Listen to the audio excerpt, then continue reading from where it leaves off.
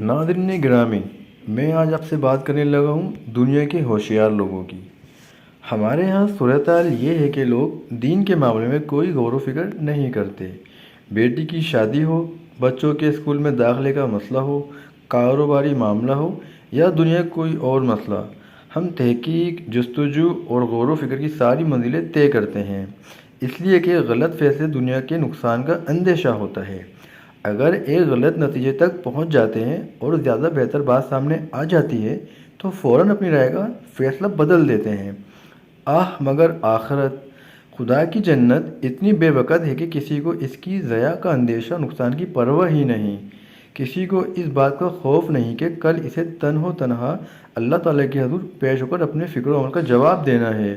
اللہ تعالیٰ نے اگر پوچھ لیا کہ تم دنیا کے معاملات میں تو بہت ہوشیار تھے، یہ ساری بیوقوفی میرے دین کے لیے کہاں سے آ گئی؟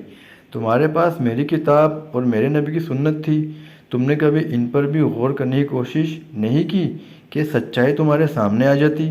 تم عقل استعمال کر کے دنیا کے اچھے برے، صحیح و غلط، بہتر اور کمتر، اہم اور غیر اہم کو خوب سمجھتے تھے، مگر دین کے معاملے میں تم کیوں عقل کے اندھے بن گئے تھے؟ میں اکثر سوچتا ہوں کہ جو آدمی دنیا میں بھی بیوقوف ہے وہ تو قیامت کے دن اپنا عذر پیش کر دے گا، مگر ان ہوشیار، کامیاب اور ذہین لوگوں کا کیا ہوگا؟ یہ وہ سوال ہے جو میں قائرین کے سامنے رکھنا چاہتا ہوں کہ وہ بھی سوچیں کہ ان لوگوں کا معاملہ قیامت کے دن کیا ہوگا، جو دنیا کے معاملے میں تو بہت ہوشیار ہیں مگر آخرت کے معاملے میں احمق۔